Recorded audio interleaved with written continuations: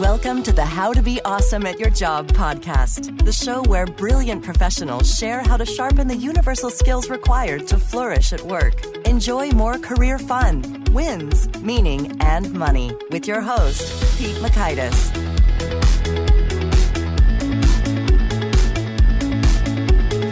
Hello, and thanks so much for joining us here for episode 233 with Todd Davis. I think you're going to get a real kick out of this episode because Todd has gained a wealth of experience as the Chief People Officer at FranklinCovey.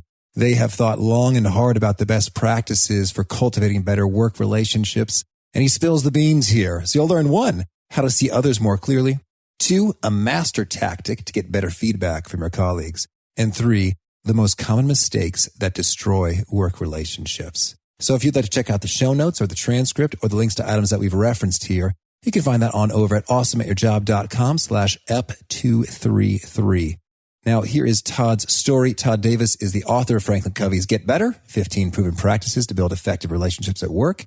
And with over 30 years of experience in human resources, talent development, executive recruiting, sales, and marketing, Davis serves as FranklinCovey's Chief People Officer and Executive Vice President, responsible for global talent development in over 40 offices, reaching 160 countries.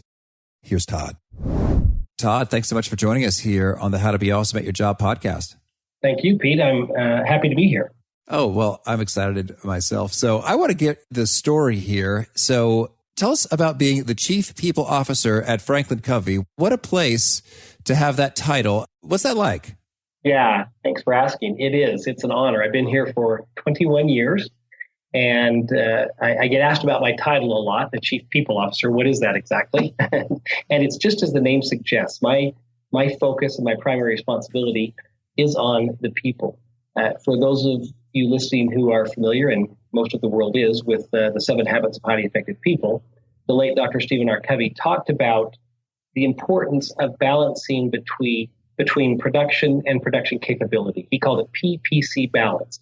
The production being, of course, the results that we get, and then the production capability is the very thing that produces those results. He used the analogy of the old nursery rhyme, the goose and the golden egg, and would talk about, for those of you who aren't familiar with it, the farmer goes out, sees the golden egg, cashes it in, can't believe it. Each day he gets more and more excited about this golden egg, and finally gets so anxious that he cuts off the head of the goose to reach down and get all the golden eggs. And of course, there are none. And he, in the process, has killed the very thing that produces the golden eggs.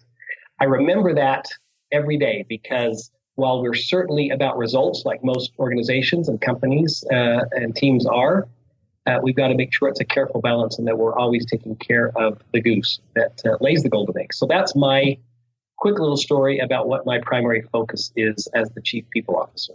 Understood. Well, intriguing. And so now I remember that lesson when I was reading as an impressionable teenager, The 7 Habits of Highly Effective People myself, and it's certainly a classic, legendary work. I'd like to know, did you have the opportunity to have any enriching exchanges with Stephen Covey himself? I did. And what a privilege for me. As I said, I joined what was then called the Covey Leadership Center about a little over 21 years ago is when I joined. And then about a year and a half after I joined, we merged with what was then called Franklin Quest, become FranklinCovey. But in those early years, now Stephen, of course, the majority of his time was out speaking around the world. But I had a couple of great opportunities to work directly with him. I used to, at one point in my career, worked in the innovations department where we would create all of our solutions and our training. And in that role, I was on the set a lot when we were filming Stephen in videos. And so the downtime was my favorite time because I got to learn directly from the master himself, although he wouldn't call himself that. He was a very humble person, but lots of memorable times with him, particularly during the filming of certain videos that he's in. Oh, I'd love it. Well, could you maybe share an anecdote along the way here? I remember, I think I was reading Essentialism, where Greg McKeown, who's also a guest on the show, yay, check him out, everyone. Okay.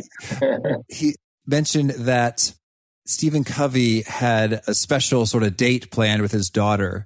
And when he was out speaking on location, I think in San Francisco or so, and then someone said, "Oh, hey, great seeing you. Oh my gosh, we should get to dinner." And he just like stuck to his priorities and said, "Oh, I'd love to." And his daughter was disappointed. He's like, "But unfortunately, I've already got something planned." And he stuck with it, which is kind of the point, like the priorities and family. And right. So that was cool. I mean, so it seems like, the legend lives not only in books and trainings and audio programs, but also just in what people share. So I'd love to hear any memorable anecdotes for you. Well, what a great story that you just shared. And I will tell you, I was just asked to do a taping about this. It was actually would have been his 85th birthday last week. Well, on the 24th of October was his 85th birthday. He died shortly before he turned 80. And so several of us that had worked directly with him, they asked us to do these quick little video clips that they were posting on the FranklinCovey website. And his son, Stephen M.R. Covey, who still works with us and is a best-selling author of The Speed of Trust, he was, to your point that you just made, he said, my dad was larger than life. And as he, taught such a principle-based philosophy around the world, he was even more so in person. And your story is just an excellent example of that. I have the good fortune of having his oldest daughter, Cynthia, who lives in our neighborhood. And we're quite good friends with Cynthia and her husband. And so to learn more about him, and about what it was like through her and his children growing up with Dr. Covey is really fun too. I'll tell you one that stands out, and it actually is why I believe Stephen was able to make even such a quick decision when he was out to dinner with his daughter, and the story that you just told. When we were on set one time filming a couple of videos for an updated 7 Habits course, there was some quiet time, and I remember we were outside down in a big open area down by a cabin home that they have. And I just said, it was just Stephen and I said to him, "Stephen, if you, of all the things you teach, and you talk about so many principles and paradigms, we have so many great models in all of our content from the books you've written and all of that, if you could have people remember only one thing to make them more effective, what would that be?" And he did not even hesitate. He said it would be to plan each week before the week begins. I mean, he said it like it wasn't a script or anything. He just said it would be to plan each week before the week begins. And I was kind of taken aback. Like, I thought it would be something like, well, remember who you are. But what I have learned from him is in that time when we certainly teach about weekly planning, in that time when he would do this and when I do this on a Sunday night or a Sunday afternoon before my week begins, is when he would prioritize what are the most important things that are taking place this week, so that I don't allow, something urgent to come crash over it. And while I don't know what was in his mind when he, your friend told the story, you heard the story about him going out to dinner with his lunch with his daughter, I would expect that when he was planning his week and he had an appointment with his daughter to go to lunch, that's when he made the decision right then, Sunday night. This is a very important relationship to me. Nothing's going to get in the way of it. And so it makes the decisions so much easier when the work week begins and all of the urgent things come flying at us to say, gosh, I got to address some of those, but these, important things, he called them big rocks. These important things are going to remain important and they're not going to get pushed aside. So there you have it. Oh, I love it. Thank you. Well, no, that's a real treat. Appreciate you sharing that. And so I also want to hear plenty about your book, Get Better, 15 Proven Practices to Build Effective Relationships at Work. That is a recurring theme we like to discuss here, effective relationships at work. So tell us kind of what's the main idea of the book and why is it important, right now? Well, like I said, I've been in FranklinCovey for 21 years. For the past 30 years, I've observed and coached leaders and others at all levels in organizations. And literally from the hundreds of principles and tools and paradigms contained in FranklinCovey's World-Class Solutions, I've seen through my work, through the roles that I've been in, time and time again, those specific behaviors or practices that I call them, that are the real accelerators to moving people in their relationships and therefore their circle of influence forward, or that become the real detractors that people, including myself, trip on. And so it's because of I don't profess to be any genius, but I do profess to have thousands and thousands of repetitions of helping people work through their relationships. Not as a family counselor, but I mean in their work relationships. And so because I have so many repetitions at that, I'm in a good position to identify which are the most common, like I said, to really help or really hinder those relationships. And I put them in a book called, as you mentioned, Get Better, 15 Proven Practices to Build Effective Relationships at Work. For a good year, the book we've been writing this for 2 years now. For the first year, it was 21 practices. But we figured that was a lot. And so we combined some of those and narrowed it down very carefully to these 15 that I identify in the book. Oh, fantastic. Well, so could you maybe start us off by saying, how do we maybe from a starting line perspective get an understanding of where we're starting from in terms of like the current quality of relationships? Is there a means of assessing or evaluating like how we're doing here?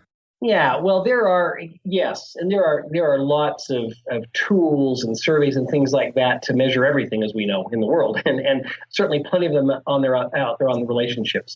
My premise and philosophy is that the quality of a relationship is tied directly to the level of trust in that relationship, and that's across all relationships, whether they're in my professional life, in my personal life. It all begins with, what is the level of trust in that relationship? So that's how I discern for myself and for others where the relationship is at right now. Because once we address that, once we have a sufficient, and I don't think you can ever have enough trust, but once we have a sufficient level of trust, well, then we can go about working together, repairing, a relationship that's been broken, working through big and little obstacles. But it all ties first and foremost to the level of trust that we have.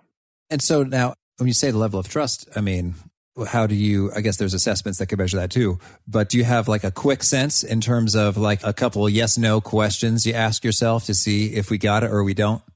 Well, that's a great idea. And while we don't put that in the book, I think that, I'm just kind of thinking through all the examples I have in the book, they all begin with, or at least are associated with, how easy is this person to work with? It doesn't mean how easy is it because this person sees everything the way I see it or agrees with me, but do we have the communication? And again, it just ties back to trust. Do we have enough trust that the communication is easy, that I can share things if I see something very differently than Pete does, but yet our level of trust is so high that I can say, hey, Pete, you know my intent, and we're seeing this thing very differently, and I don't know that either way is right, but can we go ahead and talk about it? I mean, that's the kind of dialogue that is very common throughout this book. It's very practical. Practice 8 is titled Take Stock of Your Emotional Bank Accounts. And the reason I'm just mentioning that right now, Pete, is that we compare and we don't compare an emotional bank account to a financial bank account. A financial bank account, you certainly make deposits and grow interest and have planned withdrawals. An emotional bank account, you certainly want to make deposits, but never with the intent of taking a withdrawal. And the more consistent deposits I make over time, the much higher level of trust I build. So that when, as human beings, and we're fallible and make mistakes, when I do that, well, if I've got a high EBA, I like to call it, a high emotional bank account level, then it doesn't harm, the level of trust and therefore the relationship. So I feel like I'm talking around your question a little bit, but I don't have nor profess to have, if you ask these 3 questions, then you immediately know whether Pete and I have a great relationship. But I do say the courage, the level of courage and consideration you have in a relationship, and the amount of transparency you can have in your dialogue greatly determines where the quality of the relationship is. And I hear that. And so maybe it's certainly not binary there, but rather more of a spectrum or continuum. But I think I hear just what you're saying. It's like, there's some folks I could just tell them directly. It's almost like the scope of things we can talk about, in terms of easily versus, okay, we could talk about A, B, or C just fine, but ooh, don't you dare say something about their, sacred cow or whatever. Otherwise, we're going to have it's going to get difficult. We will not have an easy time, communicating with each other versus when it's like, okay, this is just my observations right now, and here you go. And you could just do that pretty effortlessly. Then you're sort of in the highest planes of trust. Exactly. Yeah. Great comparison. Okay, cool. Well, so understood. Well, so then I'd love it. So you've painstakingly, whittled them down. We started with 21. Yes. And then it went down to 15. So I'm going to put you on the spot all the more. Could you share with us, 2 or 3 of these practices that just make the massive difference? You bet. How about 15? All 15 of them. No, I understand.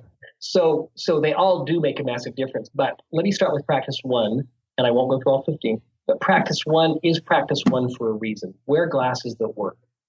The way we see things drives everything else. And that's the big aha for people. We already know, most of us know, our behaviors, our actions lead to the results we get. Mm-hmm. Okay, that's well known. But what we might say we know, but when we really stop and think about it, it's how are we looking at things? What lenses are we looking through? I got my very first actual set of lenses when I was in the 2nd grade. And I, to this day, remember putting those on after, all the eye exams and everything, putting those on. And for the first time, I could see the leaves up on the trees. Now, you're thinking, how blind were you, Todd? I was pretty blind. And previous to the new glasses, I would look up there and I would see this green kind of mass. I mean, I knew there were leaves up there, of course, but I could see this green mass kind of blurry. But here's the point, Pete. I thought that's what everyone saw when they looked up at the tree. I didn't question it. I just thought, that's how people see when they look up at trees. And that's the principle or the point behind wearing glasses that work. It's seeing things as they actually are versus what we've convinced ourselves they are because of my, however old you are, 8 years of life or whatever in the 2nd grade.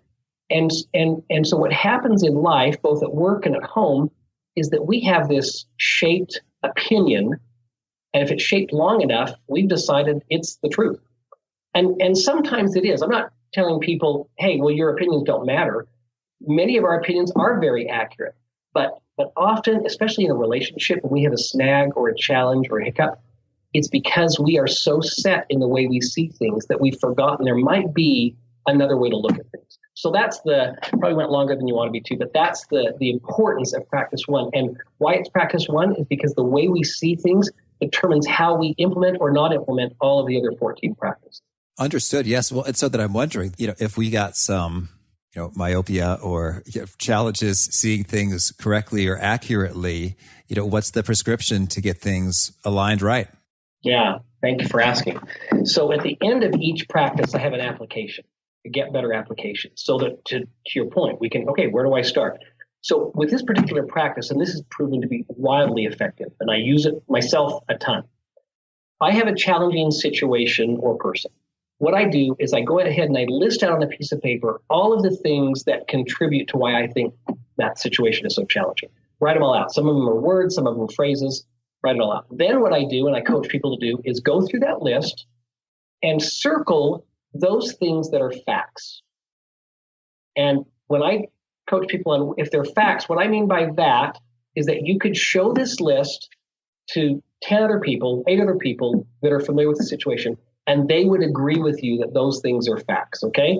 So what you'll find is I've circled the facts, and certainly there are always a few things that somebody would say, okay, yeah, I bet Pete and Debbie and Sarah, everybody would agree with that. But you'll look through, and all the things that aren't circled, they're opinions. And they're maybe strongly held opinions, and maybe they're quite accurate, but nevertheless, it's the starting point for me to say to myself, okay, is Pete, well, I won't use your name now because I can use a bad example, but is Joe really lazy?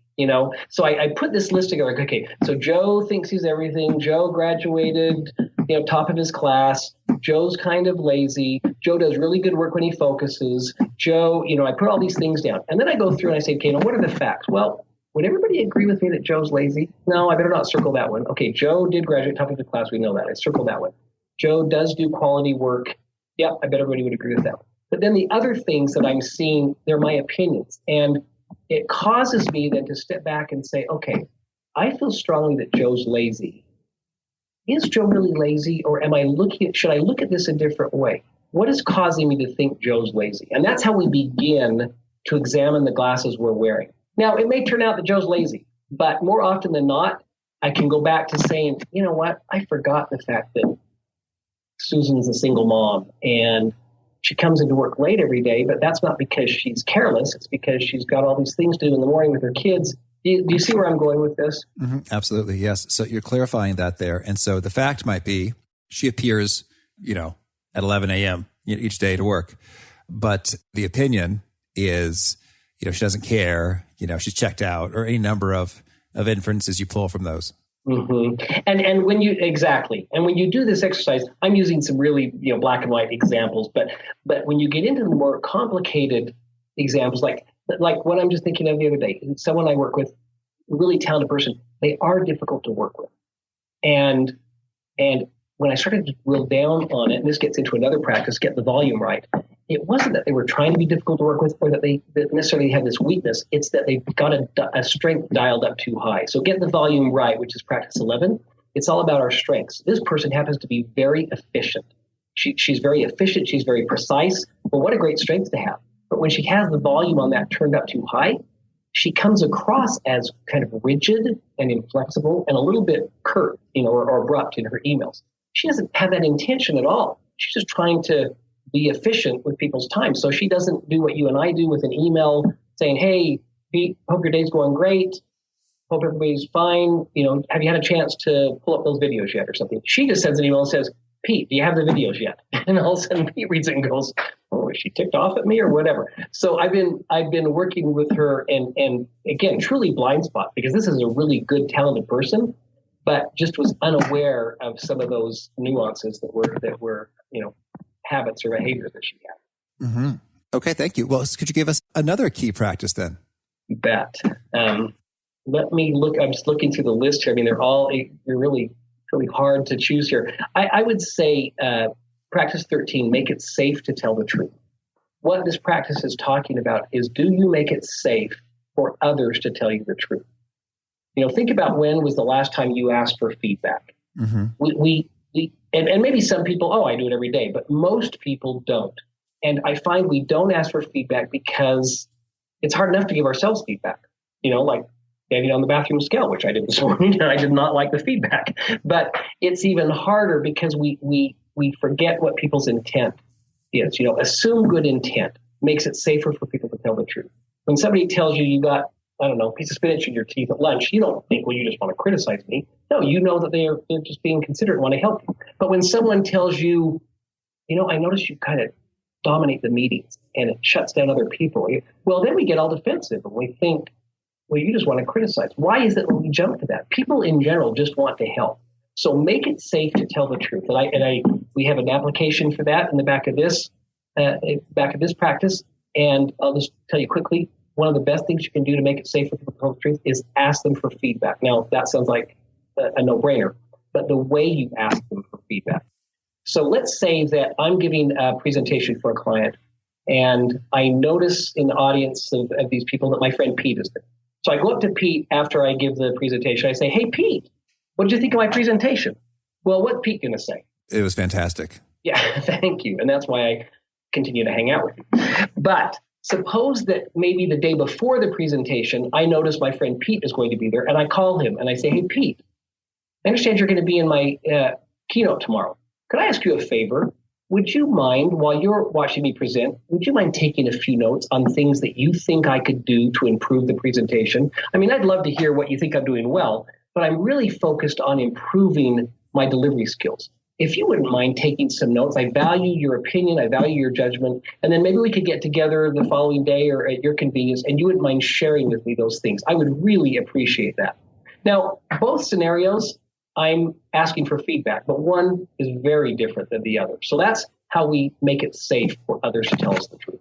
Okay, very good. And so think about sort of the opposite of these things, how we make it unsafe. One is defensiveness, which could take all sorts of shapes and sizes. And I guess I think it's probably fair to say, maybe you've got stats on this, I don't, but I think it's fair to say the majority of workers in the United States do not feel safe enough to say what they really think needs to get fixed or corrected or adjusted to their bosses. That's my hunch, intuition from talking to workers.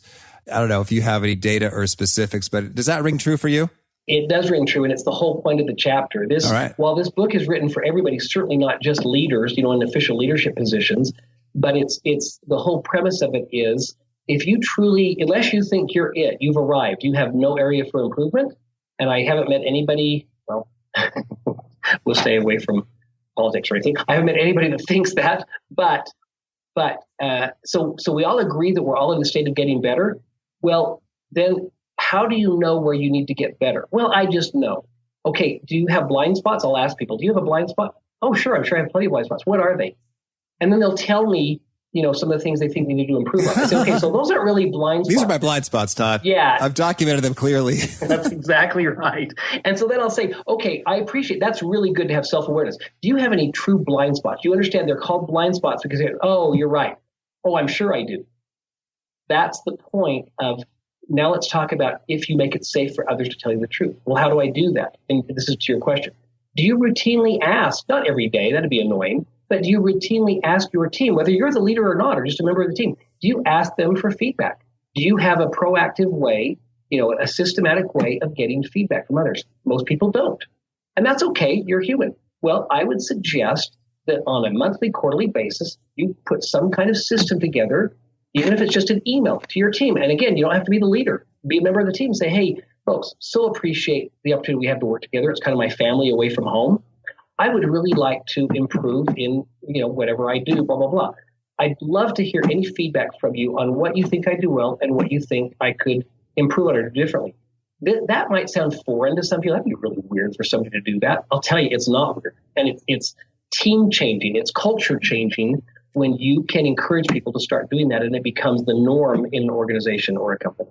Mm-hmm. And I'd love to get your take on, I think when you first do that, and folks are accustomed to, their own norms where they don't do that. Mm-hmm. Their thought is, oh yeah, or I'm not going to walk into that minefield. No way, Todd. I'm either going to say, quietly hope that you forget about that email, or I am going to offer, the most soft, circumnavigated version of something. I guess it's important and it's powerful, but I'm wondering, how do you make the shift? Yeah.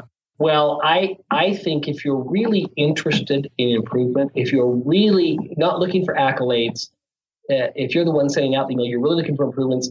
Again, don't mean to dive too deep into this, but to make it safe, just first of all, understand that people feel just like you just said. Think, okay, what is it going to? Are they really going to want to give me feedback? Do they think this is a setup? Am I going to be at odds with this person after I tell them this thing? So I want to, if I'm sincere about getting the feedback on me and I really want to improve, I will, and I'm kind of making this up, every situation is differently, but I would put in the email, please know I'm serious about this. For example, and I will share with them so they know, oh, he can hear it. So I would say something like, for example, some colleagues that I recently asked about this were telling me that while they know it's unintentional, that I tend to dominate the meetings or talk too much. Now, I realize my passion maybe takes over, but I want to be aware of that. So if you've seen something like that or something like that, would you share it with me? Again, I'm really trying to make improvements on how I can be more effective in group meetings and things like that. Why I'm going into such detail, Pete, is if you will share with them an example saying, oh, wow, he or she, they really are serious about this. And they don't have any ego. They're willing to share with me an area that they want to improve. And in fact, they're already sharing with me some feedback they got from somebody else. I don't pretend to say that that's comfortable for everyone to do, but it's really helpful if you're willing to take a little bit of a risk there and be vulnerable with others. Oh, I love it. And that example is like, oh, he's for real. I think it's great. It's just that simple to add that. And they may have noticed the same thing. Like, yeah, I noticed that about you. Someone told you that and you liked it. Huh. Okay. There you go. That's right. Well, could you maybe give us the antithesis of some of these in terms of, what's something you see that people do all the time and they should just cut it out because it's counterproductive. It's doing the opposite of building effective relationships at work. It's destroying effectiveness of relationships at work. Well, again, I could talk about the antithesis of every one of these 15, but a couple of quick ones that just come to mind. know yourself well and know where your tendencies in not a good way are to go. Because if you can, I think we can all be honest with ourselves, not with our blind spots because they're blind, but with enough things to say, okay, I get that I have a tendency to do this or do that. The reason I'm doing that lead in is there was a senior level person here who's really a talented person, and they also can get pretty defensive. Well, they had a big blow up with someone. This is, gosh, 7 months ago. Yeah. And they blew up at this person, and they blew up at this person in front of a lot of other people too. And good for them that at least they came to me and they said, look, I'm going to come to you before they do because I made a big mistake. I was anxious about this, this, and this, and I got upset, and I went to her and didn't handle it in the right way. And not only that, I didn't even do it in private. And I just thought, oh gosh, Joe, we'll make Joe the bad guy here again. And so I said, okay, Joe, here's what I would do. Now hear me out here. This sounds simple. I said, Joe, I would email. I wouldn't go back to her because you sounded pretty threatening there. Not threatening like I'm going to do something to you, but I mean, that was pretty uncalled for and intimidating. I would email her. I would write a very carefully worded email. I would take full responsibility for what you just did. I would, apologize, no excuses. And then because I know Joe well, I said, let me tell you, Joe, as human beings, we'll have a tendency to want to explain ourselves because you admitted, and I appreciate you telling me you were completely wrong and that was abhorrent behavior. I appreciate you saying that. You're going to want to defend yourself to her. I'm going to ask you not to do that. Just take full responsibility. No, because she'll, if you tell her what had just happened previous to that, why you're so upset, yeah, I know that's not your intent, but that's making an excuse for your behavior. Don't do that. So, right. About 2 hours later, I get an email from the person who had been yelled at. And they said, I just want to show you this apology I just got from Joe, I'll say. And she forwarded it to me, not knowing that I had even coached him or anything. And the email was a beautifully written apology, take full responsibility, and then went on with a final paragraph about why he did what he did. And I got to tell you, it was an exercise in patience. And I just thought, wow. And I just went to him, not angrily, because that was what he models. I just went to him and I said, you know what? You couldn't do it, could you? He goes, I know. I don't know why. I'm so sorry. So that was a long story, but I'm telling you, you say, what do people do wrong? Well, he doesn't know himself well enough. So now he's made amends since then and made some huge improvements, but know yourself well, know what your tendencies are. That's the biggest faux pas. I would say just one other thing I would mention that's kind of overarching. And I was doing an interview with somebody the other day on the book, and he asked me such an interesting question. He said, Todd, I had years and years and years of coaching and talking to people on relationships. If you could have a sign hanging outside your door before the next person came in. Now, I'm really not set up that way. It's not like a doctor's office and I got people out in the waiting room. But I thought it was an interesting question, and I enjoyed it. And I thought, what would I have that sign say? And in a minute, it came to me. I said, my sign outside the door would say, have you considered the other person's perspective? Have you considered? And I don't mean, could you maybe agree with it? Could you disagree? It's not that at all. It's just when we can step back and put ourselves in the place of the other person. And we're so hesitant to do that because we're so worried they're going to think we're siding with them, or we're not. And they're not going to think that. Just take a minute and consider the other person's perspective. When we can get people, 2 people or 10 people or whatever, looking at things for a minute the way the other people are looking at it, just to understand their point of view, man, we can take off in moving forward so much quicker and with so much better, deeper, richer understanding of one another, and therefore have highly effective relationships. Oh, that's excellent. Thank you. So then the things not to do are, when apologizing, explain yourself, which creates excuses. Yeah. And don't assume on that last example. I see people just, I know where Pete's coming from. Or, oh yeah, Pete always does this. Or, well, I think Pete thinks this. Well, don't assume. Consider their perspective. Find out more. Take time to really understand where they're coming from. Would be another one that I see is a big problem when we don't do that. Absolutely. And it tends to really disarm folks as well in terms of like, well, here's really what I think, and here's really where I'm coming from, and here's what's really important. And it kind of just, in some ways, open it wide up. Right. Exactly. Well, Todd, tell me, is there anything else you want to make sure to mention before we shift gears and hear about some of your favorite things? Well, yes, I could talk forever, but practice 10 is talk less, listen more. So I'd better follow my own advice here and listen a little bit more. But that's, every one of these practices, and I'm just looking through the list here, they are all, like I say, I've seen them in good ways and in bad ways so many times. And I think if people that buy the book each chapter begins with a question, and it kind of gives you insight into whether this is an area of challenge for you or not. For instance, I'm looking at practice 4, play your roles well. Have you ever found that success in one area of your life comes at the expense of another area? Oh, sure. Yeah. So that's where the chapter begins. And I think most of us, including myself, will say, yes, that's happened to me. Well, then you might want to dive into practice 4, play your roles well, which is all about deciding what are the most important roles in my life. And if I say 20, I'm in trouble. It's 5 to 7 roles. Choose 5 to 7, both professional and personal roles, and decide what is the real meaningful contribution I hope to make in that role. Now, is that 5 to 7 total or 10 to 14 total? No, that's 5 to 7 total. FranklinCovey's been in the business of effectiveness for a very long time. And whenever we have someone who says, well, I've got 20 very important roles and I need to focus on all of them, they're a good candidate for disappointing a lot of people a lot of the time. We not just recommend through a lot of time and data, we do recommend that you choose no more than 7 roles, combination of both professional and personal, to be truly focused on at any given time. Well, so can you give us some example of these role names? Sure.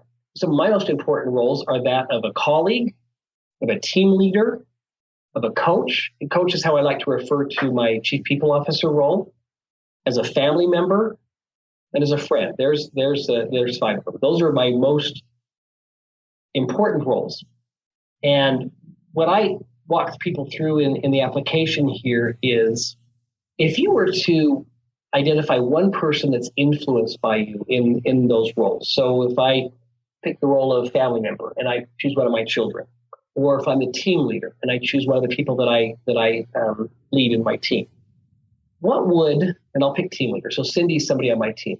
If Cindy were to give you a 5-star review, meaning 5 out of 5, what would you hope Cindy would say about you in your team leader role? Okay. And it's just, I'll tell you, this can be relationship changing. Then I have people write down just 2 or 3 sentences of what I would hope Cindy would say to me if she were giving me a 5-star review.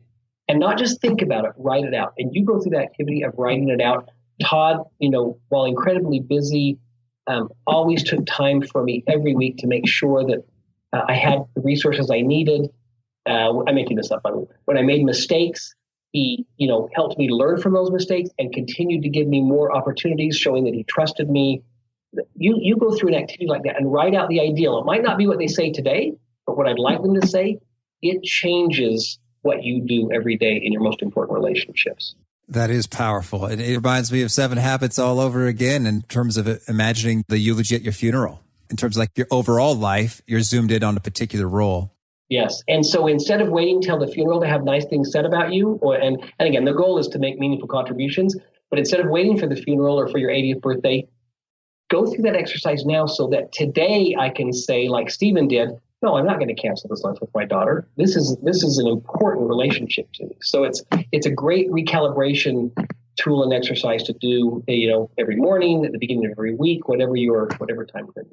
And when you say roles, you're specifically being in relation to other people as opposed to priorities. So like fitness, would it be cheating to say one of my roles is as an athlete, or like faith is like one of my roles is disciple of Jesus. So is that kind of cheating when you talk about roles, or is that another exercise? No. Oh, Pete, I'm so glad you mentioned that, because I really emphasize it, and not so much in the book here, but in 7 Habits, we talk about the role of self.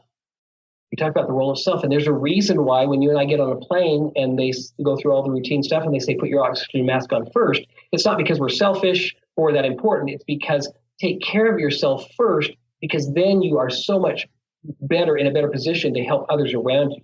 And so absolutely, you have the role of self. And what am I doing this week? Like you said, exercise, or whether it's meditation or whatever, to invest in myself so that I am in fact, even in that much better position to help others and to be of service to others. Well, no, Todd, I'd love it. Since FranklinCovey has been studying, production and production capacity balance for decades. I'm deviating a little bit from the subject, but it's okay. We can. We're having fun. I'd love to get your take on, in the grand scheme of priorities and roles and goals and responsibilities, like all this stuff, are there any rough rules of thumb that you've seen kind of consistently just make good sense in terms of, spend no more than X or no less than Y hours a day or week in exercise, in meditation, in answering your email inbox? It seems like I'm imagining, everyone's context is different. And at the same time, we're all human beings, and many of us listening are all professionals, knowledge workers. So right. Any kind of minimum recommended daily allowance type prescriptions you'd write here when it comes to self-care versus others kind of responsiveness? Yeah, great question. Well, I think it's different for everyone, and people are in different roles and different stages of life and things like that. What I do, while I don't have data points here because it is different for everyone, what I have found to be most successful for me and for many, many people that I coach is to make sure each week I do an evaluation of the last week. So in other words, it's filled with a lot of things that I need to do differently.